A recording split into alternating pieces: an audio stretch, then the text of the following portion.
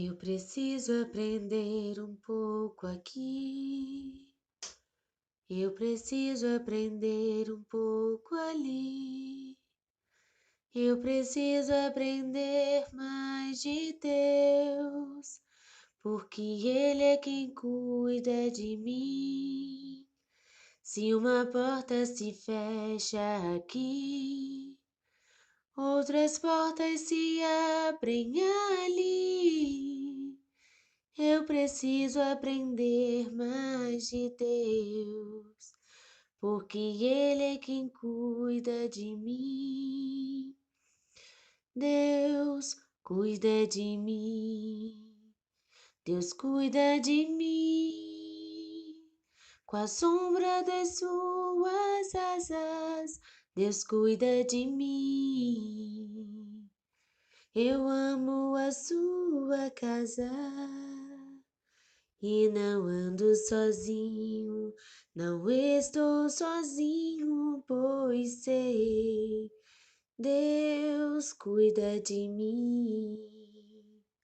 Se na vida não tem direção, preciso tomar decisão. Eu sei que existe alguém que me ama, Ele quer me dar a mão.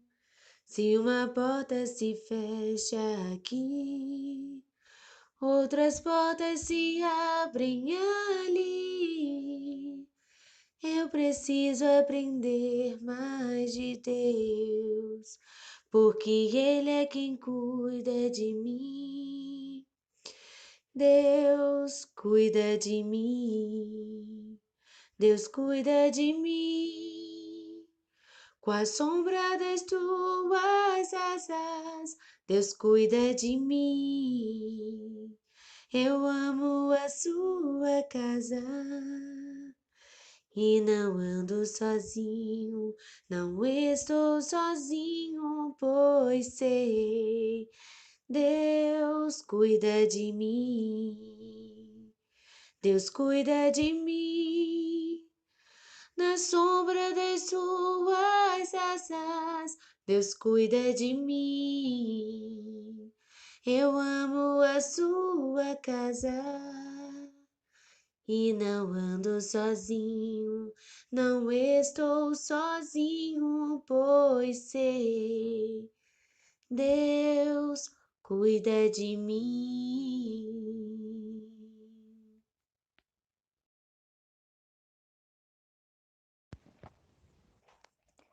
Oremos.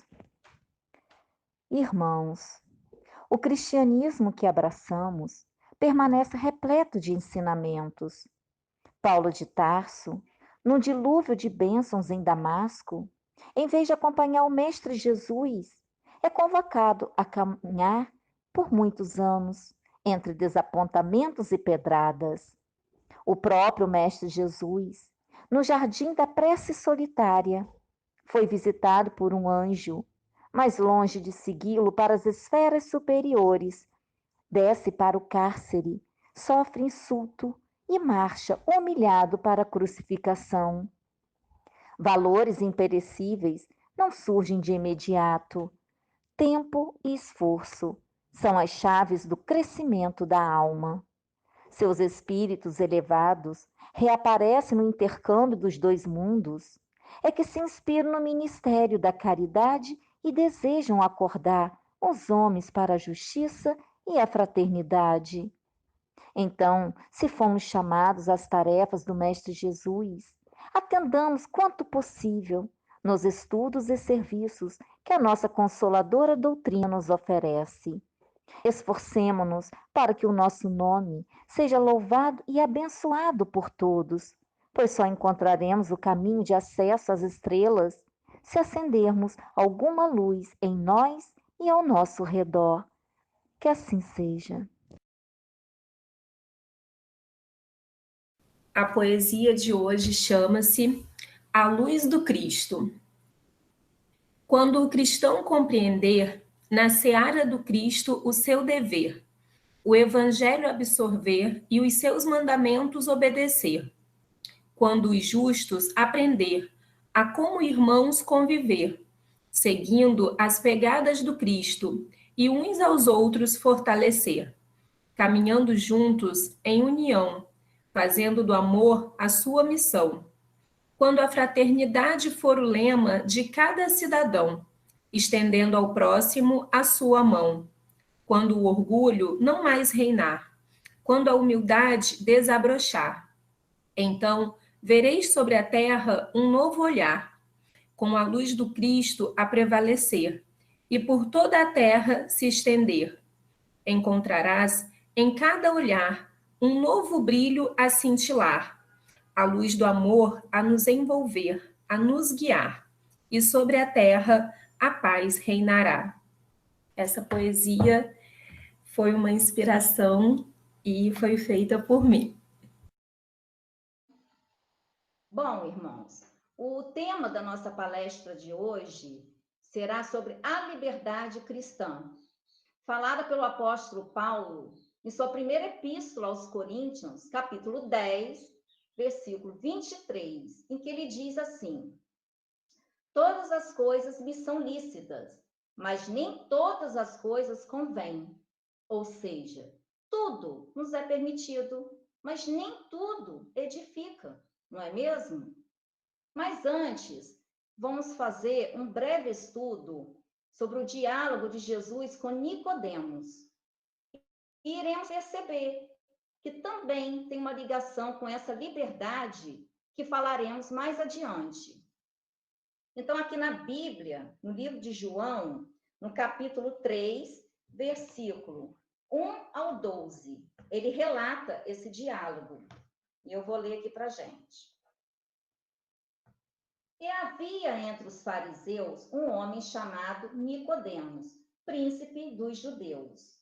Este foi ter de noite com Jesus e disse-lhe: Rabi, bem sabemos que és mestre vindo de Deus, porque ninguém pode fazer estes sinais que tu fazes se Deus não for com ele. Jesus respondeu e disse-lhe: na verdade te digo que aquele que não nascer de novo não pode ver o reino de Deus. Disse-lhe Nicodemos: como pode um homem nascer sendo velho? Porventura, pode tornar a entrar no ventre de sua mãe e nascer?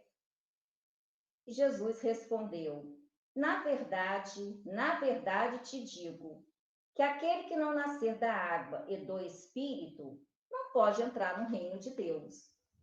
O que é nascido da carne é carne, e o que é nascido do Espírito é Espírito.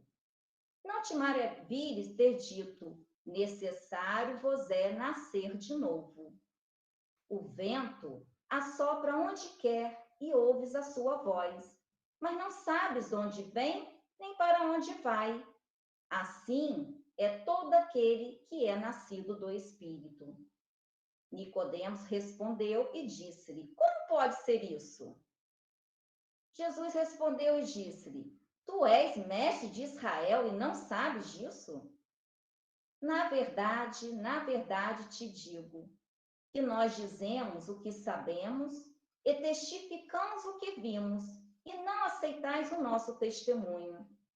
Se vos falei de coisas terrestres e não crestes, como crereis se vos falar das celestiais? Então, irmãos, Nicodemos, né, ele era um príncipe, né, um homem de posição social muito destacada. Embora ele reconhecendo o caráter messiânico de Jesus, porque realmente, né, ele foi tocado no coração, ele não teve coragem de procurar Jesus abertamente. Ele foi à noite, às escondidas. Por quê?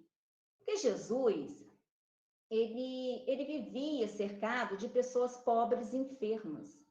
E Nicodemos, ele não queria que a sociedade em que ele vivia ficasse sabendo dessa aproximação, né, desse contato com o filho do carpinteiro, que é Jesus. Ora, Jesus, ele conhecia o íntimo de Nicodemos. Ele sentia a sua sinceridade, mas ainda havia dentro dele o preconceito social, o orgulho de sangue que o impedia de entrar no reino de Deus, que é o da verdade, da justiça e do amor, não é mesmo?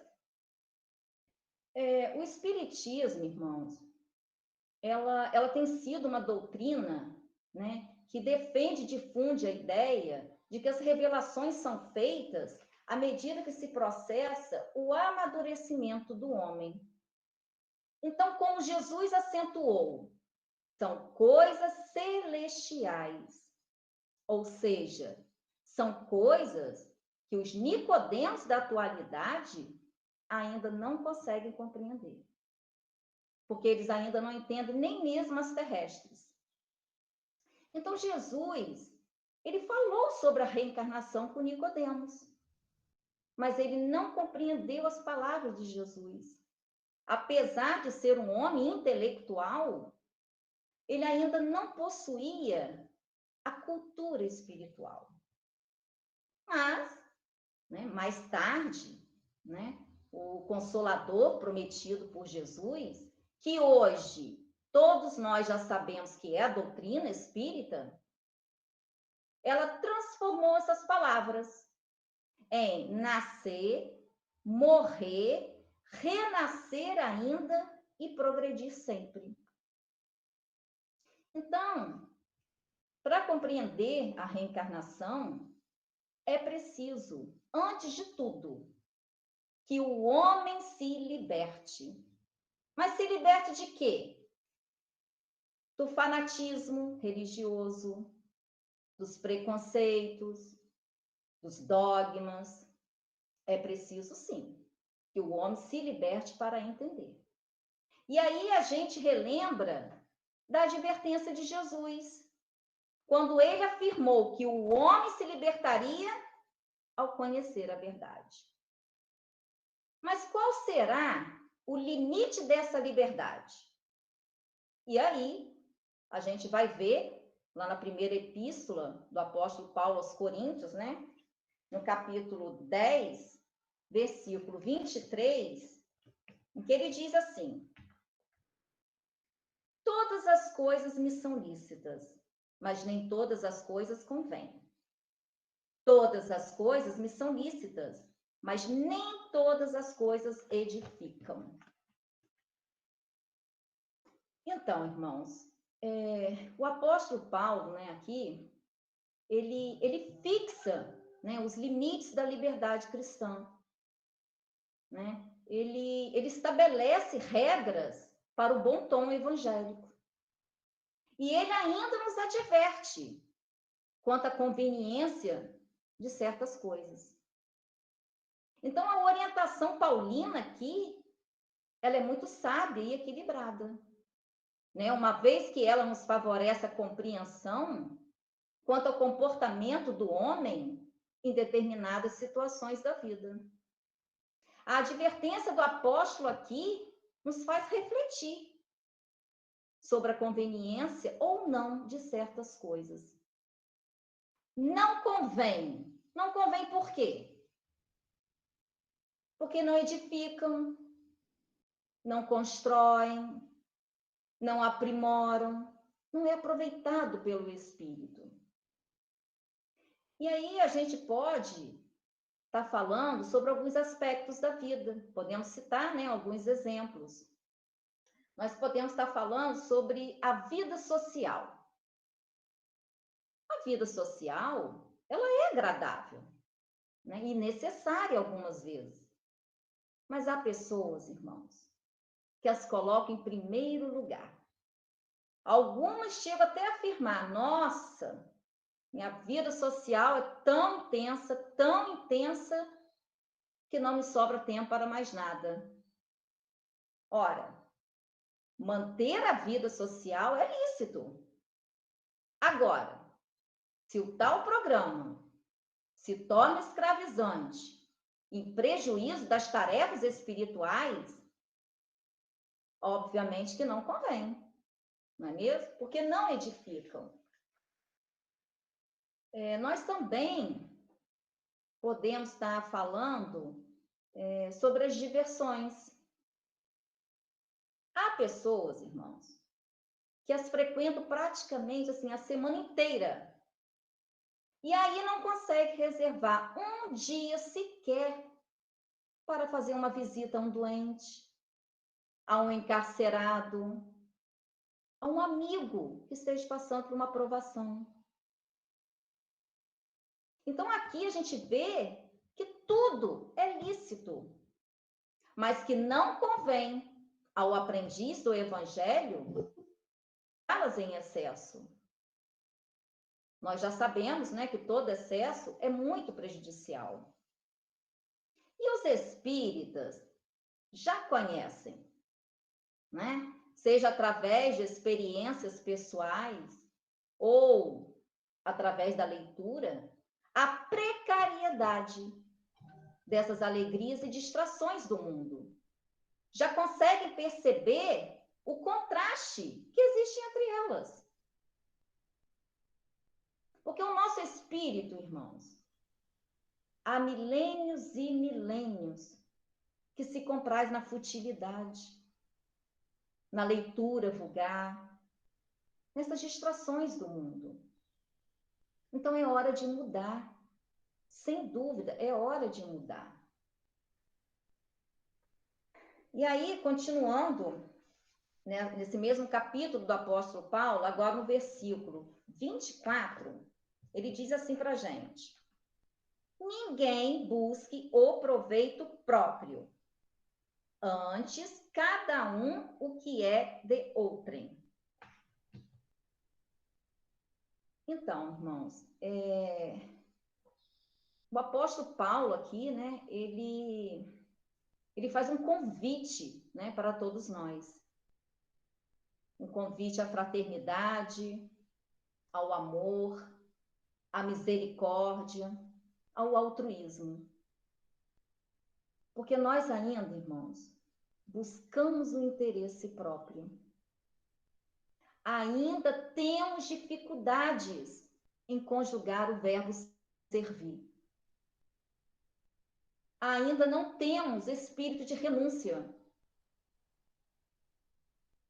Ainda temos dificuldades em nos sacrificarmos pelo próximo. E aí, irmãos, aqui no livro Estude e Viva, pelos espíritos Emmanuel e André Luiz, psicografia de Chico Xavier e Valdo Vieira, será que está dando para ver? No capítulo 2, nos passa algumas orientações, e eu vou ler aqui para a gente. O título é Consciência e Conveniência. As boas soluções nem sempre são as mais fáceis, e as manifestações corretas nem sempre as mais agradáveis. A trilha do acerto exige muito mais as normas do esforço maior que as saídas circunstanciais ou os atalhos do oportunismo. Hoje, como ontem, a criatura supõe-se em caminho tedioso, tão só quando lhe falta alimento espiritual aos hábitos. Alegria que dependa das ocorrências do terra a terra não tem duração. Alegria real dimana da intimidade do ser. Meditação elevada, culto à prece, leitura superior e conversação edificante constitui adubo precioso nas raízes da vida. Ninguém respira sem os recursos da alma. Todos carecemos de espiritualidade para transitar no cotidiano.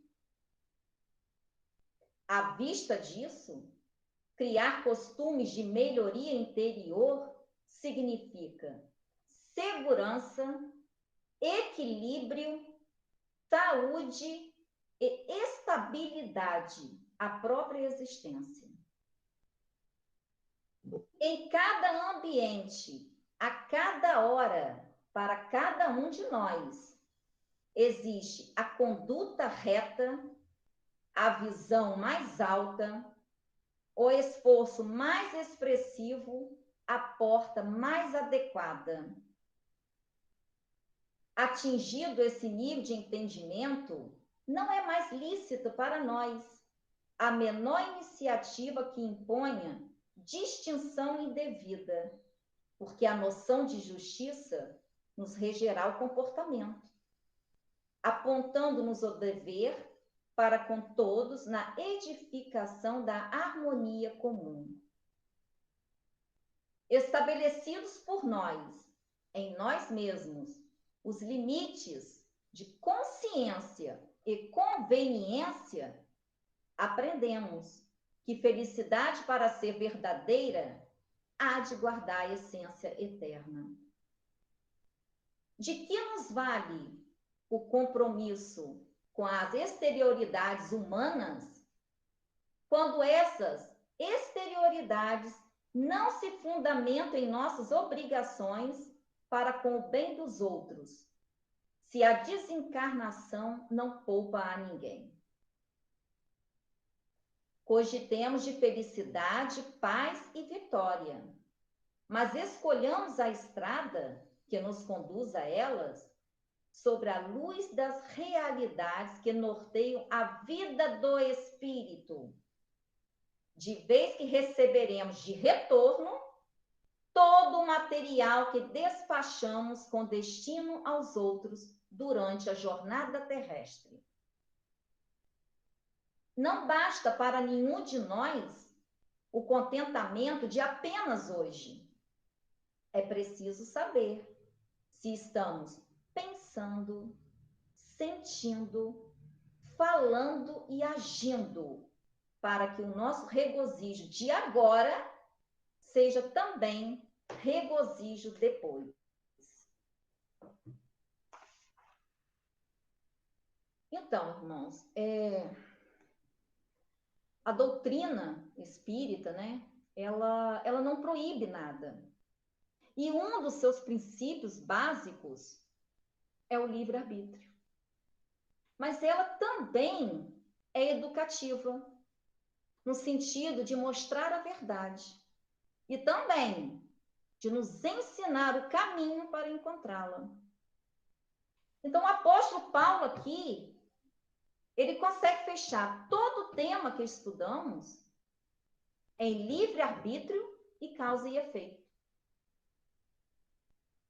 Uma outra coisa também que podemos estar analisando é sobre qual o nosso objetivo diante da vida.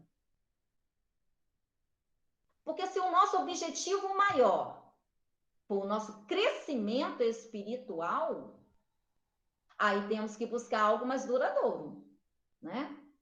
Aquele tesouro que o ladrão não rouba e nem a traça corrói.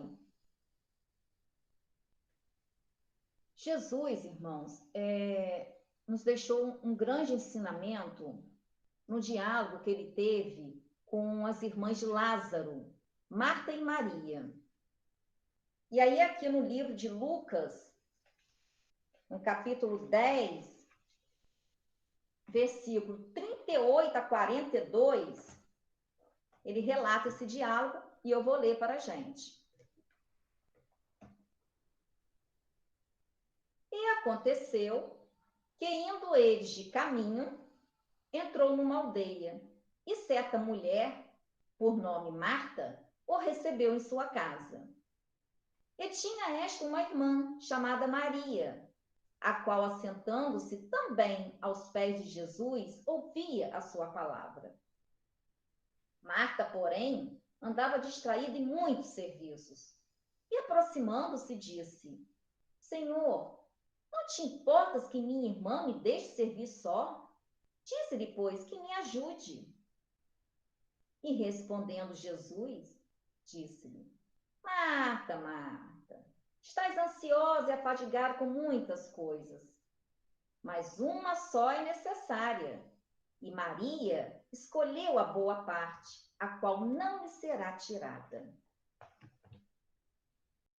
Então, desejamos a Maria, né?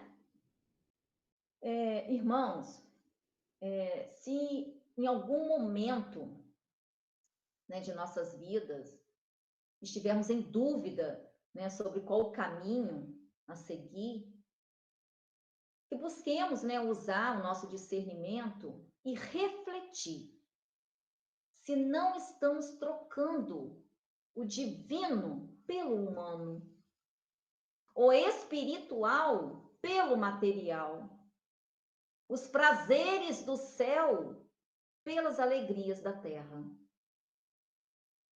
Que possamos estar, né, refletindo, né, sobre isso todos os dias.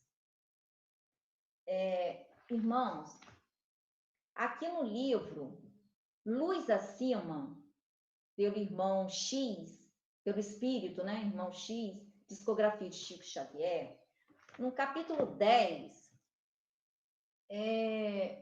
conta a história, né, de um irmão que ele vivia muito ocupado com as coisas do mundo. E sempre quando ele era chamado às tarefas espirituais, e olha que não foram poucas, ele sempre recusava.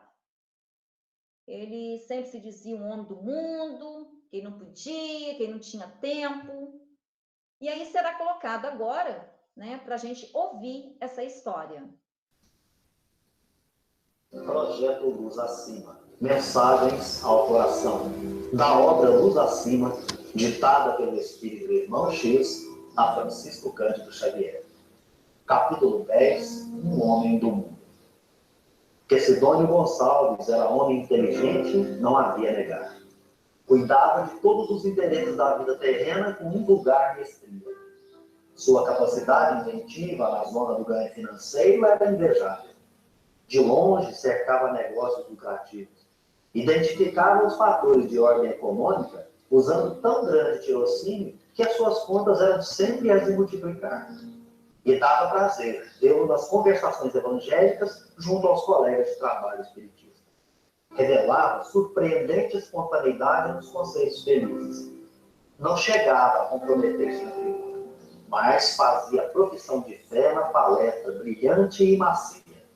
Os amigos espirituais, observando-lhe a acuidade intelectual, tudo faziam por chamá-lo ao desbravamento de caminhos para a esfera mais alta, mobilizando recursos indiretos. Sidônio era homem admirável no jogo das aquisições transitórias, que não faria se aplicasse a mente às propriedades eternas do espírito. Em razão disso, congregaram-se parentes próximos e remotos no outro mundo, a fim de lhe soerguerem um padrão íntimo. Privaram-no de mensagens consoladoras e elevadas. Puseram-lhe nas mãos, por intermédio de valiosos amigos, centenas de livros notáveis e avisos santificantes. Devia ser bom e útil, valendo-se da vida terrena para iluminar-se. Sidônio, porém, fosse nos salões ou nas ruas, esquivava-se gentilmente ao serviço comentado. Quem sou eu, meus amigos? Sou um homem do mundo, atolado em negócios materiais. Não estou preparado em face da sementeira divina. Os benfeitores do além, contudo, não repousavam.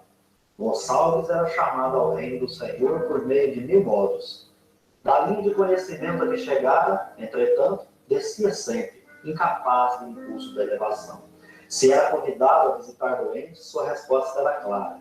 Quem sou eu? Nada tenho para dar. Além disso, sinto-me inabilitado para socorrer enfermos. Tenho os nervos empandarecos. Quando algum companheiro, inspirado pelos espíritos benfeitores, vinha rogar um concurso na direção de algum centro de caridade, replicava de pronto: eu? Que penso de mim? Sou indigno de tal responsabilidade. Minha presença complicaria as questões em vez de resolvê-las.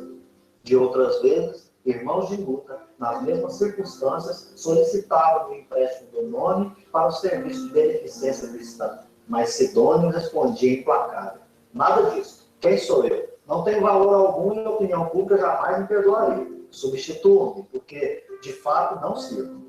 continuava frequentando as reuniões evangélicas e prosseguindo os apóstolos da espiritualidade, acenando-lhe ao coração.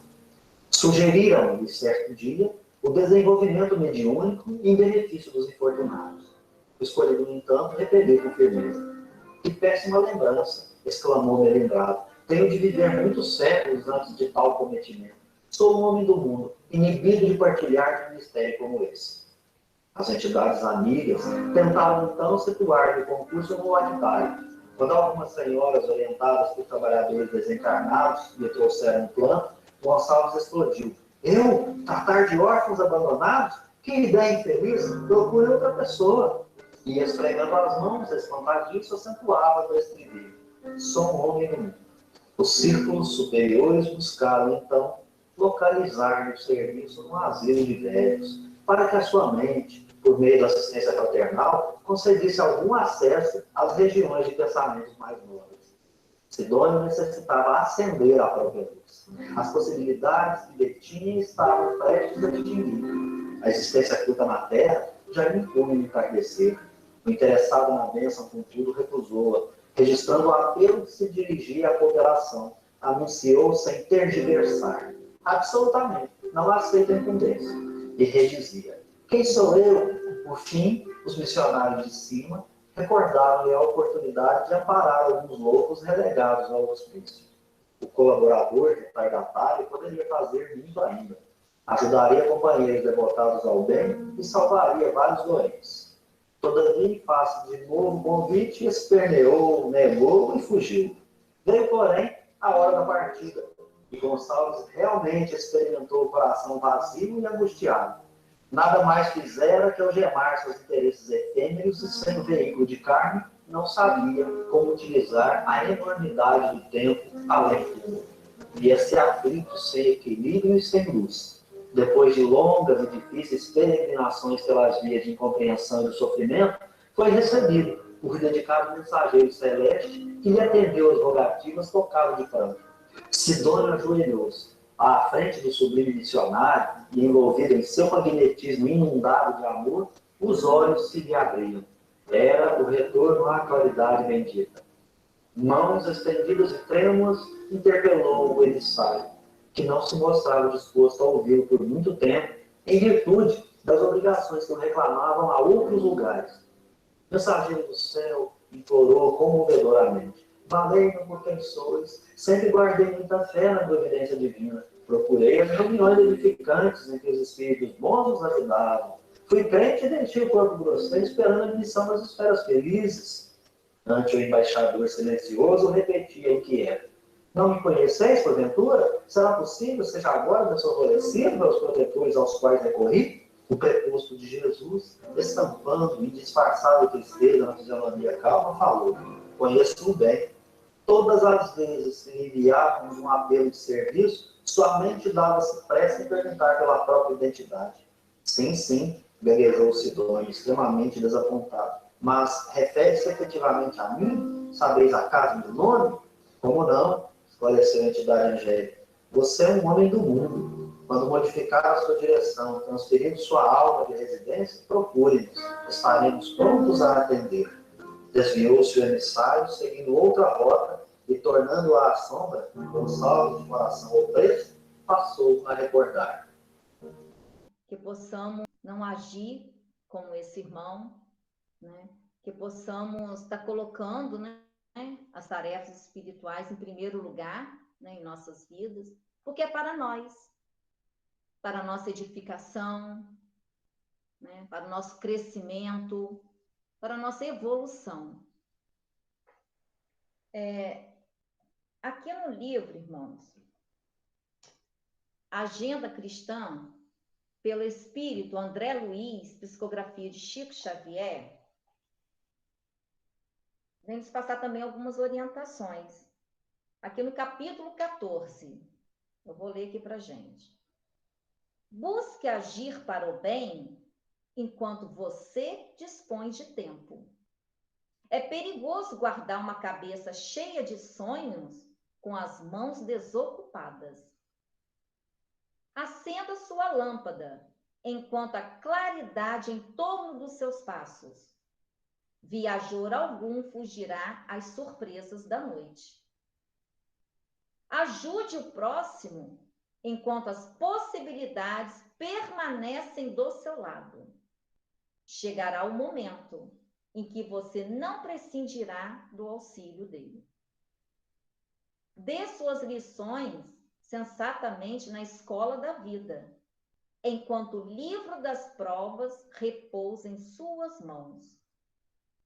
Aprender é uma bênção, e há milhares de irmãos, não longe de você, aguardando uma bolsa de estudos na reencarnação. Ninguém deve ser o profeta da morte, mas enquanto você guardar oportunidade e amealhar recursos superiores para a vida espiritual, aumente os seus valores próprios e organize tesouros da alma. Convicto de que sua viagem para outro gênero de existência é inevitável. Que possamos, né, estar refletindo, né, também sobre essas orientações, né? E será colocado agora, irmãos, um pequeno resumo dessa carta do apóstolo Paulo, feito por Emmanuel. E aí a gente vai ver isso daí. Carta aos Coríntios, Romano. Estudo das cartas de Paulo de Tarso, a comunidade cristã de Corinto, sobre as luzes da doutrina espírita. No tudo convém. Tudo posso. Eis a lei divina, a me conceder a liberdade, o livre-arbítrio. Nem tudo, porém, convém.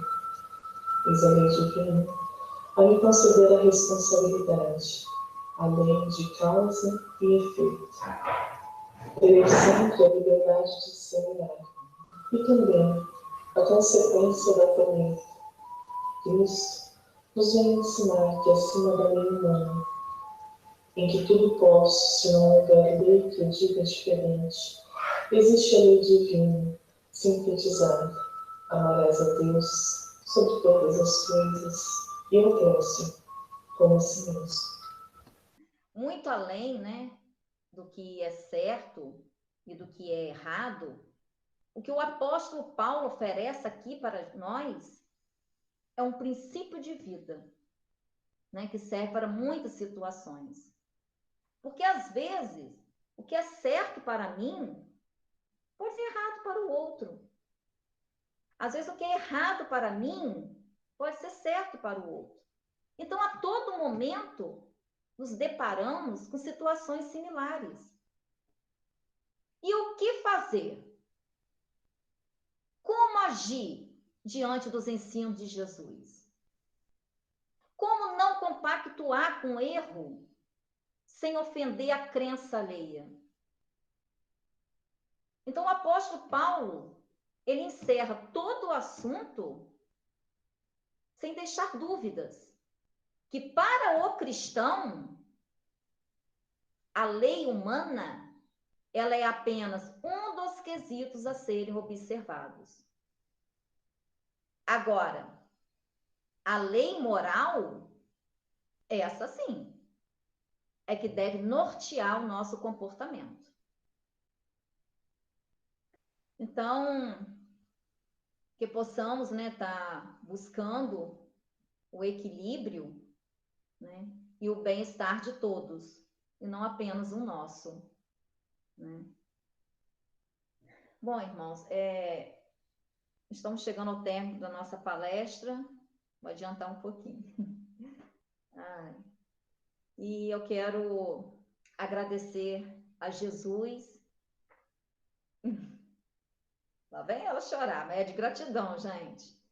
E aumentou Paulo de Tarso, né? Pela oportunidade. Agradecer a presença, né, de todos. E eu espero de coração que tudo que aqui foi dito tenha de alguma forma edificado, tá? Eu desejo a todos um domingo assim muito abençoado, muito iluminado com a presença de Jesus em seus lares, mas principalmente em seus corações, tá? Muito obrigada a todos, tá? Será colocado agora o hino final e logo após a oração, e aí poderemos estar tomando a nossa água fluidificada, tá? Obrigada.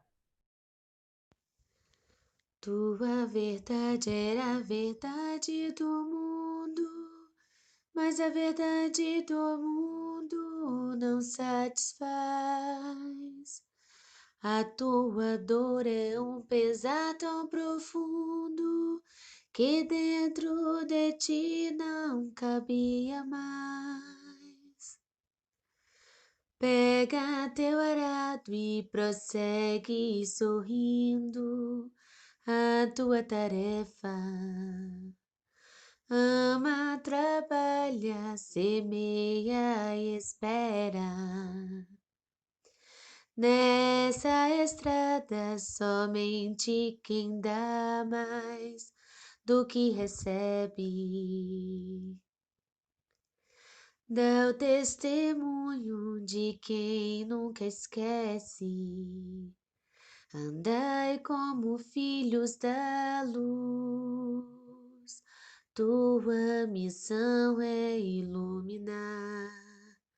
Vós sois todos filhos da luz, espalhai tua luz em todo lugar.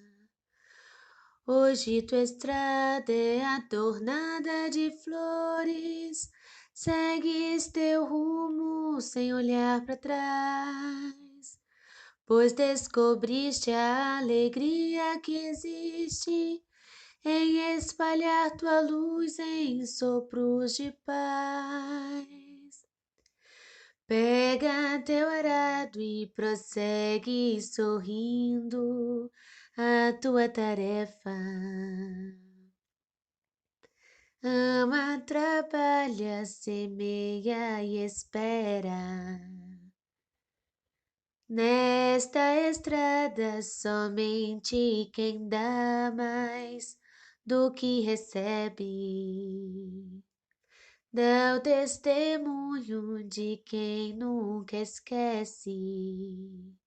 Andai como filhos da luz, tua missão é iluminar. Vós sois todos filhos da luz, espalhai tua luz em todo lugar. Andai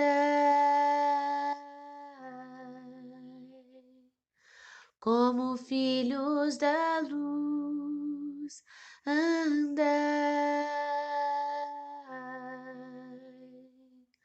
como filhos da luz, andai como filhos da luz.